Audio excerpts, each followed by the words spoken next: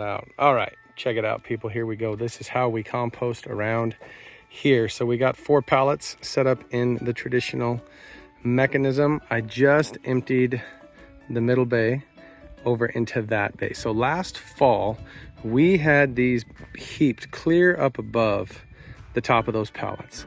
And over the winter, they've sunken down and all sorts of stuff. And we've added different things to them as we've found stuff. And so now the tops are, you know, pretty loose, very recognizable material. And it will be that way, you know, all the way down here on the outside, because where the magic of a compost pile happens is inside of the pile. So the way that we manage this here is really pretty simple. I'm going to pan over here so you can see what I'm left with now. Look at that stuff. Oh man. See the hat? Don't get skin cancer, people. Anyway, so this was about the same level as that. I've removed that much of the top material, transferred it over into this pile, and we've been adding some aged cow manure, some grass clippings. We've pulled a few weeds and added them into there. So there's a little bit of bulk happening from things that we've added, but honestly, we haven't added very much. Mostly it's just that we've fluffed up all of this stuff that was on the outside edges. And now that we're in here, you can see what I'm talking about. Okay, so in the shade of the sombrero, okay, this is what I like to call the middle of the pile. Okay, now look at that. I stopped transferring this because that is very, very usable compost. What I do with this stuff is I run it through a soil sifter, which I'll show you here a little bit later. Look at those composting worms doing their thing. Love it.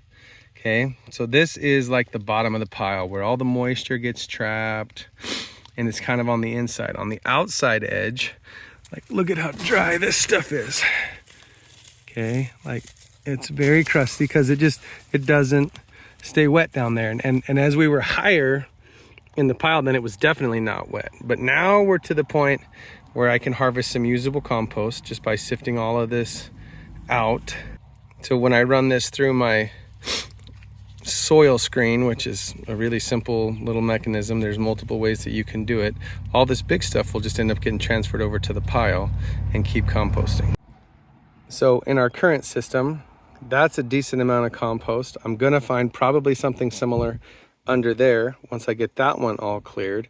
So now what I need to do is take all of this material that's on the top and on the edges, transfer this all the way over into here, keep bulking this pile up nice and high with more greens, a little bit more of the aged cow manure and some other things, hit it with some water, and re-moisten all the dry grass and dry leaves and the little bit of shredded paper that's left. Get this pile nice and saturated, and then it will start the composting process again from all the weeds and the cow manure and the extra nitrogen we've added to help get that carbon taking off and breaking down into this type of beautiful stuff, which is what we're after. So let's go ahead and get this transferred over now.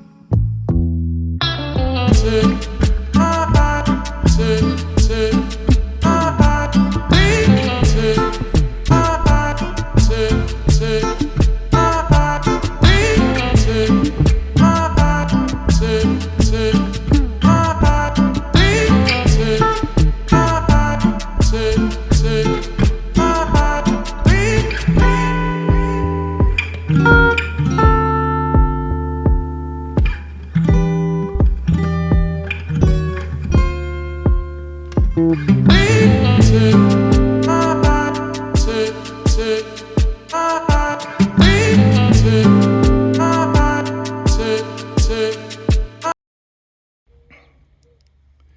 right, so this pile performed even better than expected. There's quite a bit of material in there. It's actually almost too wet. So we're gonna probably leave the cover off of this one for a little bit, let it dry out some, and then we can start raking and sifting stuff off the top of that and slowly work our way down through it. Now you may have noticed me put this tarp down over top of this. Specifically, that was just to catch all that debris and stuff that was in there. So now I can just pull that tarp off, pick all that up, throw it up there in the pile, and this will stay clean. Now I'll probably put that tarp or another piece of tarp back on that pile, because that pile was right about the right consistency as far as moisture and stuff goes.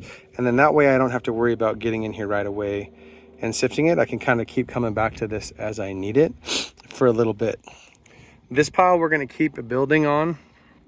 So I've got it really, really saturated right now. We'll get some more weeds and grass clippings and different things as we do some stuff. I'll probably add some cow manure as well, just to inoculate it even more with good nutrition and, you know, some nitrogen, and whatever's in that good composted cow manure I got is just going to help these piles be even better. We added a fair amount of weeds while we were going. We'll add more on top, and I'll do my best to build this up, you know, I don't know, a foot maybe above this whole area, so that it's really nice and heaped high. And then what'll happen is, like you saw in these other piles, is that over time it sinks down inside these things.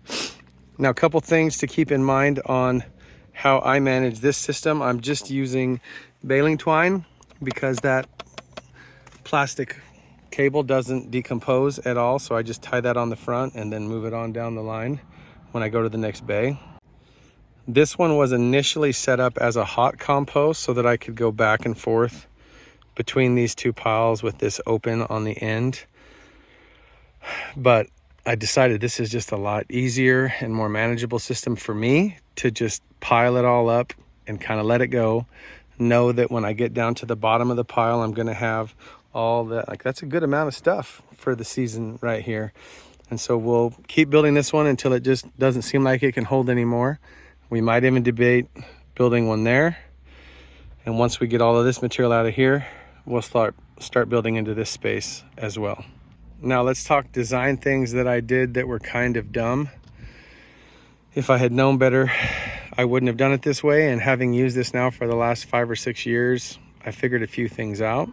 Number one, we've already discussed, I don't like this hot compost system, so I would not do that again. Number two, the biggest thing that really frustrates me about this space, I think, is that T-post right there. Everybody see that? I'm going to drop some footage in. I think she caught it while she was filming. When I'm moving stuff between these two piles all of the time, I am always hitting this with the handle of the pitchfork, which is just aggravating, because that's why all that stuff is down there, because when I was trying to come this way, I snagged that and I lost my whole pitchfork full. So put these all the way down. It's probably okay on the end. Like, this one's okay because I don't ever move this stuff this way, at least, right? But that one is very, very much in the way. But what I did was I constructed this bin and started using it, never even thinking of the fact that I would be adding that bin and that bin and that bin down the road. So when I pounded this T-post in, I didn't think anything of it because I wasn't planning on having to turn this way. But do not do this. It's the most annoying thing ever. Also on that same vein, building around that tree. And I mean, it's not terrible. There's occasionally some roots in the compost that's mildly annoying, but not bad. What is annoying to me is that it doesn't line up because we're built around that tree there, and so it's not the nice, neat, straight lines that you see sometimes on social media. So when I build the new one up on the back side of the sheds, I'm gonna have, you know what, it takes 1, 2, 3, 4, 5, 6. You need 7 pallets to build it right, and then you could get more pallets for the fronts, or you could do something different to close the fronts off, or whatever. The only other thing that I would say having watched some other folks, is I think this issue along my edges is because my pallets are not closed in. When I was initially learning about composting, a lot of people made comments like you needed these gaps to let air flow into the pile, which may or may not be true. I've seen different people online say one way or the other. I think the biggest thing that I've noticed here is that what ends up happening is that the edge, even though this is all the way down, like this is on the bottom, there was stuff piled on top of this, and none of this is broken down, but just barely inside. Look at that, like right there, gold. Like that's really good stuff. And so what ends up happening is this outside layer doesn't break down because it stays dry from all those gaps. So if you line the inside of your pallets with heavy duty cardboard or some cheap plywood scraps or something like that, then you would hold more moisture all the way down the pile. And I think this would go away. So I might try that in my next iteration of this design, but man, this has just turned out amazing, amazing stuff for us over the years. Like, look at that. And that's so rich and so full of earthworms or composting worms that I'm going to be able to take some of this material and start 2 or 3 new worm bins if I want to, just by putting in a couple handfuls of this stuff to get a population started, and then they'll take off and do the good work for me, which would be epic. So there you go, composting on the easy. Get you some pallets, get you some composting worms maybe to kind of add in there. If you have some piled up somewhere, just get them started and they'll just take off and go gangbusters for you. Know that from my experience, that top layer is probably not going to do much. Just move it into the next pile. I put all that material down on the bottom for the most part.